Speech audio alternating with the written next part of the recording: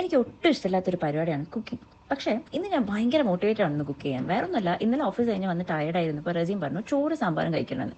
അപ്പോൾ ഒരു ആവശ്യത്തിൽ ഞാൻ നാളെ ഉണ്ടാക്കി തരാമെന്ന് പറഞ്ഞു. പിന്നെ ആന കൊടുത്താൽ ആശ കൊടുക്കരുതെന്ന് പണ്ട് അമ്മ പറഞ്ഞിട്ടുണ്ട്.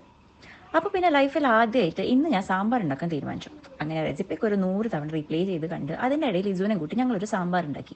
പക്ഷേ ഉണ്ടാക്കി കഴിഞ്ഞപ്പോഴാണ് മനസ്സിലായത് ഞങ്ങൾക്ക് 2 പേർക്ക് കഴിക്കാൻ ഞാൻ 15 പേർക്കുള്ള സാമ്പാറാണ് ഉണ്ടാക്കിയത്. അവസാനം ടെൻഷൻ അടിച്ച് ടേസ്റ്റ് നോക്കിയപ്പോൾ സാമ്പാറിൻ്റെ 7 അയലത്ത് പോലും വന്നിട്ടില്ല.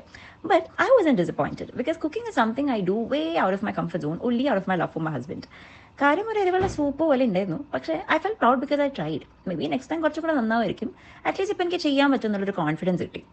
പിന്നെ എത്ര മോശമാണെങ്കിലും I know Raseem will appreciate my effort. So that will make me try better next time. ഈ ചെറിയ ജസ്റ്റേഴ്സ് ഒക്കെ അല്ലേ റിലേഷൻഷിപ്പുള്ളൊരു സന്തോഷം. Whether it's cooking or anything you do, the effort you put in matters more than anything.